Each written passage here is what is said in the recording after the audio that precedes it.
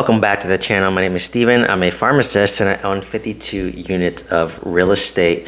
So I want to talk about an 18 unit apartment complex that my property manager brought to me. So this is my property manager. She's been managing my 20 unit apartment complex, and I've always kind of put it in her mind.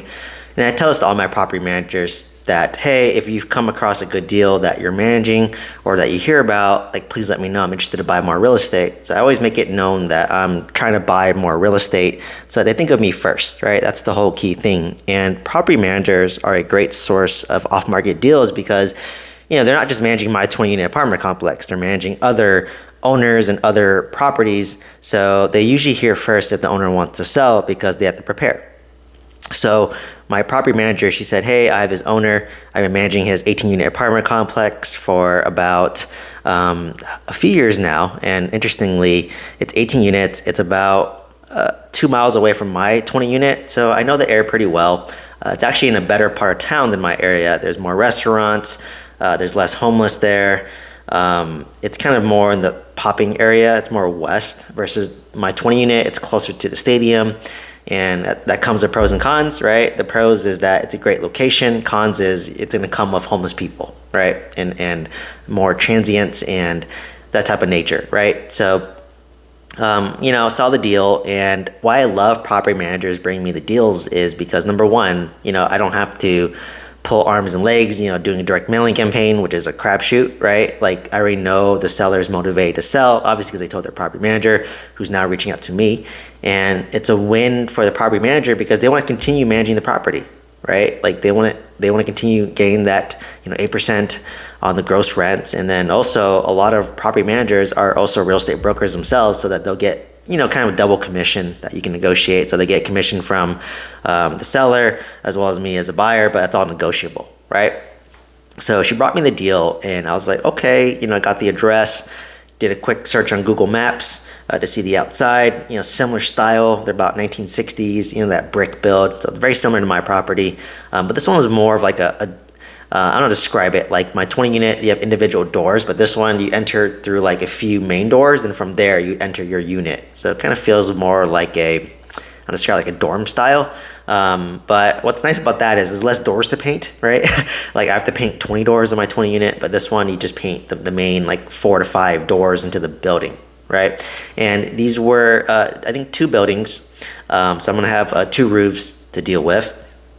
And when I asked for the T12 and the rent roll, as I always do, what's nice is it's the same property managers. I know they use AppFolio, and I know they automate this every month, right? Every month, beginning of the month, I'll get my rent roll, I'll get my P&L statement, and I'll get my owner distribution through the escrow account, right? So I asked for the T12 and the rent roll. She gave it to me immediately because they've been doing it every month. It's easy, right? Like, so she sent me the T12 for the past, year or 12 months, and then she get me the rent roll. So I looked at the gross income, as I always do first, and it was roughly about a little bit over $100,000. And then I looked at the rent roll and saw that, okay, it's about $8,200 a month, and if you take 100,000 divided by 12, it's roughly about $8,200 a month, give or take. So I just said, okay, this checks out, right? So that means that the units are stable, the occupancy is reasonable.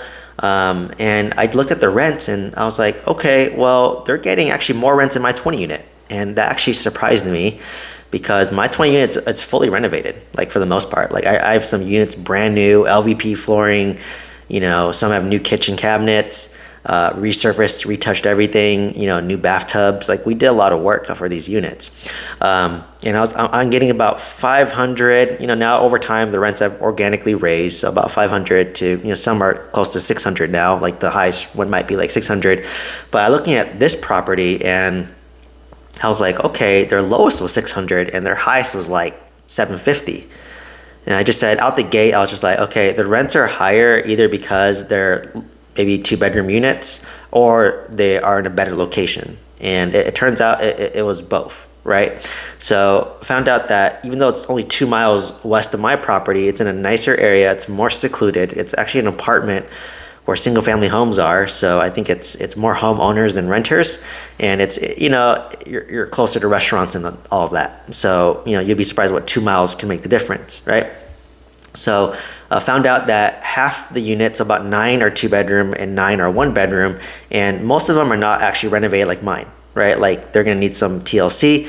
Like obviously they're renting as is for like $600 for a 1 bedroom and like $700 for a 2 bedroom, but they're just saying, well, if you renovate it to look like your 20 unit, maybe you could probably get closer to like $800 for a 2 bedroom and then 700 for a 1 bedroom. So kind of average is about 750 total, which is almost like my 26 unit in Oklahoma City, right? So I just said, okay, so this is upside potential, and I'm not forced to rent because is it worth it in my mind? Let's say a tenant's already paying $600 a month for a 1 bedroom that's not renovated. Like, is it worth spending $5,000 to $7,000 to renovate the unit to then bump the rents up by 100? It may not, right? So I might just do basic rent readies, touch up, make it livable and reasonable and clean, and then from there, basically, just rent out the units as is. Like, you don't need to do anything fancy with that. So, that's one option. Or if the unit is just like, too torn down, then obviously I can spend the money to renovate it. I have my same contractor that I could use.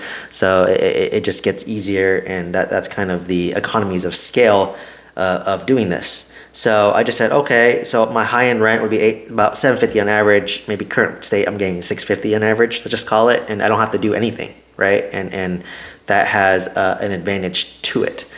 So I just said, okay, like you can just slowly just turn these units over and rent them out. So interesting story. So what's nice about getting the deal from my property managers, I know the P&L is pretty accurate. The rent roll matched the annual T12, and then the expenses were a little bit low, but then what the expenses didn't factor in was the insurance and property tax. So if you were to factor that in, I think the expense ratio was roughly around, I think 45%. So, which is about right. Typically I underwrite about 50% expense when I do my deals, but it's been stabilized. And it used to be self-managed by the landlord. And what's interesting was I think my property manager manages 16 or 18 units, and then the landlord manages 2 units himself. I think one was like an office, and one was like a long-standing tenant who was living there, I think, for a long time. And I think she recently passed, so he's in the process of renovating that unit to then rent out at a higher price. So that there's that potential as well there. And from there, I was just like, okay, like this actually seems like a great deal. Like I know the property manager. I know the numbers are relatively accurate. I know the occupancy in the area. It's roughly around 85% to 90%, right? That's how the appraisal underwrites, the bank underwrites the deal, that the market occupancy is 85%. So I'm not going to deviate from that. That's true for my 20 unit as well. Like I average about 17 out of 20 on that unit. Sometimes I hit 20/20, but then, there's always like turnover. So that's accurate, but the owner wants around $47K per door. And I know that's already too much. So I think that's about close to $800,000. And why I know that number is too high is because I just did a cash out refinance on my 20 unit, and I got a lot of the price per door. And I think it wasn't, because I initially underwrote my 20 unit to be worth around $800,000. I thought $40K per door. And it didn't turn out that way. How the bank ended up underwriting it was, multifamily, 5+ units. They're looking at your net operating income divided by market cap rate. So my NOI on my 20 unit was 52K. And then it's a 10 cap market because interest rates are at 8%, let's just say. So the cap rate always has to be higher than the interest rate to be conservative. So my 20 unit was valued at 520K, right? 520K NOI divided by 10 cap, that's 520K. So I explained to my property manager, who ironically doesn't really understand too much about underwriting multifamily deals, but she knows about property management. And then she was just like, yeah, like, we could bump up the rents to this much if we do this renovation, like your 20 unit. So I said, okay. And then I just said, well, the owner wants about 44K per door, $800,000 for 18 units. But I said, you know what? That's not how multifamily is evaluated. So they're going to look at your net operating income, which he had. And I told her, I'm like, well, if you add in the property tax, the insurance, his NOI is about 58K. And assuming a 10 cap market, it's going to be at most worth, let's just say 580K or $600,000 for simplicity. So he wants $800,000, but the bank's going to underwrite it and value it at about $600,000, which is $200,000 less. So I said, there's like two ways to handle this, right? So either A, I asked her, does he own it free and clear? And she said yes. He actually owns this 18 unit free and clear, and he owns a 14 unit free and clear in a rural area, and he owns a 5-plex free and clear and a duplex free and clear. So this is a lot of owners, right? And I just said, oh, this is great. I started salivating in my mind, and I just said, well, I'll give him his price of $800,000. He's fixated on whatever 45K per door, whatever that is. I'll give him that, but he has to become the bank on the deal. And then I said, I'll give him his price, but I want terms. Right? So, and I said, and it'll be faster to close too. And so this is the benefits of seller financing, right? He'll still get monthly income. It's being managed by the same property manager that he used. I'm going to renovate the property. He can look at my 20 unit and see how it's being renovated and managed right now, right? I'm going to renovate it to look like that. The property manager has an escrow account, so once they collect their rents from the escrow account, they can pay him his monthly interest payments or his mortgage payments, so he doesn't have to worry about me paying. It's auto paid, it's automated, right? And then whatever's left over is distributed to me, so he gets the money first, I get the money second, right? And I already know the area, right? And I've trusted this property manager. I've renovated and flipped essentially this 20-unit apartment complex. And he can avoid capital gains tax. And I had to explain that to the realtor, saying, okay, let's just say he bought this for $300,000 a long time ago. And now he wants to sell for $800,000. Well, he's going to have $500,000 of capital gains tax, which is 20%, right? And that's about $100,000 that he's going to pay Uncle Sam. And now he doesn't get monthly income. So I asked, like, what does he want to do with this money? And they kind of always give the vague answer, like, oh, like he just wants to go into another venture. Well, I'm like, okay, it's either business, buy my real estate, or just sit on it. Right? So I need to see the motivation, and this guy must be doing well because he owns 18 unit free and clear, a 14 unit free and clear, a 5-plex free and clear, a duplex free and clear. And he's probably owned this for a long time, and he's been self-managing it. So my blinkers tell me that he makes a lot of cash flow, and he's used to that cash flow. And to live in, Enid, Oklahoma, it's not expensive, right? You can rent a nice house for like $1,000 or maybe $2,000 a month, right? So like I assume he lives in his own house free and clear as well. So I just said, okay, well, like, I don't think he's focused on the gain, right? And if he's older, I'm projecting that I don't think he wants to invest in another business. Maybe he does, but maybe he wants income for his kids. Maybe he doesn't want to deal with the headache anymore because he's self-managing it, right? So in that case, he can upgrade from being the landlord to the bank, right? Where he doesn't deal with tenant management. He doesn't have to deal with renovations. He just collects monthly money automatically, right? And I explained that. So I said that.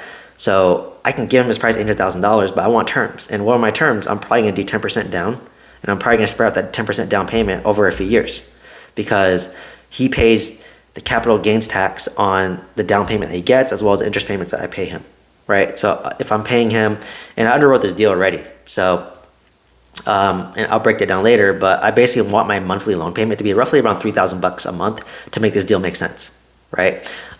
So for me, I did the math. I did 10% down. I offer $800,000. He has $720K that I carry as a note, 5% interest only. That's roughly around $3,000 a month. So how I underwrote this deal is, let's say it's $8,000 in, basically $8,000 in income, and that's current state, right? If I do renovations or raise the rents over time, the upside is going to be about, I think it was $11 or like $12,000. I want to say. So 8,000 is current state, 12,000 is pro forma, right? But current state, 8,000, half goes to expense. That's $4,000 in expense. My NOI is $4,000, and then minus the $3,000 for your loan payment, I have $1,000 in cash flow, which is just really emergency reserve fund for something that happens, right? So I said, okay, but where the money happens is if I can raise the rents to, let's just say 12,000, and then let's say I get 6,000 in expenses or 5,000 expenses, I have $7,000 in cash flow minus 3,000. I can cash flow $3,000 to $4,000 on this deal, right? Which is saved for a reserve after renovations. So I just said, okay, I like the deal as is, right? So I could do that. I can give you your price. You just pay capital gains tax on 80,000, right? Which I give you as a down payment. But if I break it up, because the capital gains tax is a stepwise ladder, right? And I think like the first 50,000 is like tax free. From 50,000 to like whatever 200,000, it's like maybe 10%, and then 2,000 above, whatever that is. You just Google like IRS capital gains tax bracket. It'll break it down for you. So what I want to do is I want to structure the down payment so that it's in that 0 to 50K range If that's 0%, then he pays 0% capital gains tax on that, right? So if I gave him 80,000, he might pay 20%. He might pay 40,000, or he might pay like 20,000. But if I can structure it so that he's getting maybe, basically I break up 2.5% a year. So let's just call it, $20,000 a year. He's not paying capital gains tax on that because he's breaking it up, right? And so I'm getting $20,000 every year as a lump sum, and he's getting $3,000 a month times 12 is $36,000. So he's getting about $56,000 a year on that. So that's a win-win for him. So I told her, explain that to him. If you cannot explain it to him, then I will explain it to them and set up a conference call and we'll talk. So creative finance is the route I want to go because I want a low down payment and I don't want to deal with all the underwriting, right? But I said that if he truly doesn't want to become the bank and he wants the money for something else, maybe he's done with real estate, doesn't care about paying his capital gains tax, whatever that looks like, he just wants to move on, then I just said, well, the offer that I can make is $600,000 based on the underwriting method. His NOI is $58K if you factor in property tax insurance. The cap rate's 10% because interest rates that I'm going to get 8%, right? So the value that I can give you is about $600,000. And I'm going to put 25% down. Whatever is remaining is going to be, 8% interest, and, it's maybe 7-10 year term, amortized over 20-30 years. And at that point, my monthly loan payment's going to be about $3,000 a month, and same numbers, right? But when the bank is involved, they're gonna, it's gonna be harder because they're gonna do a property inspection, and then they're gonna look at my credit score, they're gonna look at my tax returns, they're gonna look at everything. It's gonna be a lot longer of a process, and they're gonna look at the property, and the roof needs to be replaced. It's an old roof, it's end of life, right? Like I already said out the gate, insurance is more difficult on my 26 unit and my 20 unit, and they're gonna do a roof inspection, and if that roof is empty, they're not gonna want to insure it unless you replace the roof. And the roof's going to cost around $40,000 low end, right? So out the gate already, if you give me a reasonable price, then I'm going to ask for seller credit of $40,000 to get that roof replaced because no insurance will lend on it, right? It's too risky, especially in a 1960s property, and they're going to look at the plumbing, they're going to look at the electrical panels and code. So it's going to be a lot more expensive with this. So if you can do seller financing, you can give me some terms, right? Like maybe instead of giving you a down payment, I'm going to use that money to fix the roof, right? I'm going to use that money to replace the electrical panel. And then if I default on the deal, you get the property back and you get the new roof, you get the new electrical panel. So that's what I mean by how I negotiate low down payment, and how I teach my students is hey, I'm putting money to renovate this. That's money going towards you if you take over the property. And then you defer capital gains tax. So, for me, I'm flexible. I just want a good deal, right? And obviously I would prefer to give him his price and do creative financing so I can do a lower down payment, right? Of 10% broken over 4 years. So it's 2.5% broken over 4 years. I'd prefer that because I'm cash poor right now. Or if he wants $600,000, then at that point I might have to partner with somebody, or, borrow money, or, give some equity, or maybe I just can go 50-50 where someone puts in all the money, but I will put in the knowledge. I brought the deal and I will manage it, right? So it'll be 50 partners. I put in no money, but I'll put in the knowledge and the experience and the time, right? So, but for me, I prefer to give him his price, make him happy, but still give him what he wants. And then how I protect myself, because if let's just say he wants a 5-year balloon, well, I'll say, well, I'll give you a 5-year balloon, but in 5 years, if I cannot get a loan on this will automatically extend for another 5 years to protect myself. Right, because in another 5 years, maybe interest rates are still high or the value goes down. I want to protect myself, right? And usually owners will take that because they're confident that the value will appraise. So it's always an easy ask, right? And I just said that hey, big picture, if we can make this work, I want to eventually buy all your properties, right? I want to own your 18 unit, which is near my 20 unit, right? And he owns a 14 unit in a small rural town, maybe about an hour away from my 20 unit, and it's in a small rural area of population of 1,300. And I told the realtor out the gate, it's gonna be a nightmare to finance that property because a lot of nationwide lenders, they won't even look at a property if the population is below 50,000, right? And Enid, Oklahoma is I think roughly around, I forgot, I think it's around 50,000 or 25,000. I don't know why I'm mixing them up, but I just said, yeah, it's going to be hard to finance that because, national banks are not going to look at it. I'm going to have to depend on local community banks. And, local community banks are going to give us good terms on the deal, higher interest rates, lower amortization, shorter term on the loan. So it's not gonna be ideal. So I just said, honestly, if he wants to sell that 14 unit, and if the numbers make sense for me and it's a good area, I don't mind buying it, but he's not the seller finance that deal once again, right? And then same with the fiveplex. Like, I'll buy all over time. And my property managers continue to manage it and they'll do the distributions, but I want to take over the properties. Over time, I'd say if he's a reasonable seller and we can build that trust, I want to buy all his properties over time. So now I'd get an 18 unit, a 14 unit, a 5 unit, right? I'll even take his duplex too, right? So I just said, if he wants to be in seller finance, that's my ideal. But I said that if he wants to, based on the NOI divided by 10 cap method, I can buy it all, but I have to sell one of my single family homes, 1031 exchange that to go buy all that portfolio to get more cash flow, right?